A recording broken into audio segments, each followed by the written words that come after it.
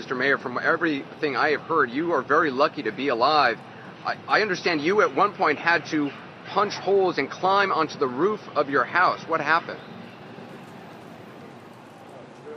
Actually, it wasn't a house. It was beside my house. There was a big ballroom, and the ceiling was about 20 feet high. And the next thing we knew, that we were just when the waves came in, it just brought us up, and we had no choice but to punch a hole in the ceiling and hide between the ceiling and the roof.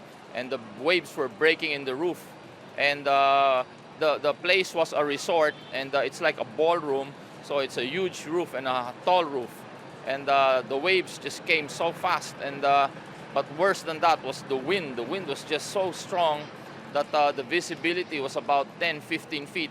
You just no way you could even look, because it was so strong that it would practically pull out your eyes. It was the first time, we've ever experienced that, and you couldn't see anything, and it was just howling with wind.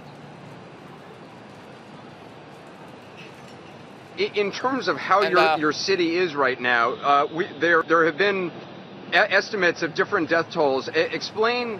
Do you have any sense of fatalities in your city, and people who are wounded? Do you have any numbers? Well, the numbers that we've seen physically that we have retrieved is about 250 bodies already, but we can now only search more with some smell, with the smell that because a lot of bodies were mixed up with all the rubble and all the debris, and we're getting reports also of some houses that were buried, and we see some bodies floating, and these are the stuff that we're trying to do to retrieve right now. But accessibility is still a problem in some of our small communities, because all the debris is just scattered all over, and it's very difficult to get into these places. What are the greatest needs of people there in Tacloban right now? Food, water, shelter? Yes, food, water, and shelter are the greatest needs right now.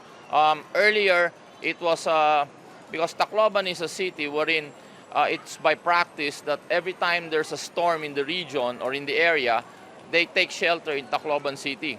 And when this thing happened, they were all stranded in Tacloban City. But the first day, we were able to open the roads, and the only access to Tacloban City was through the airport. So there was an exodus of people leaving Tacloban City.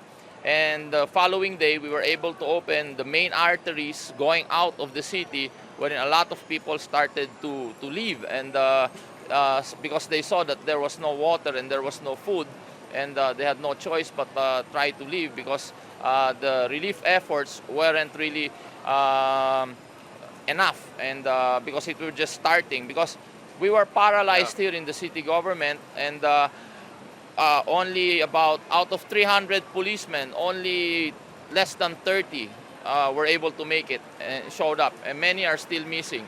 Even our own crew in the city government, we're about 1,300 strong, and only less than 100 reported, because everything is damaged, even all the vehicles. That's why it paralyzed us.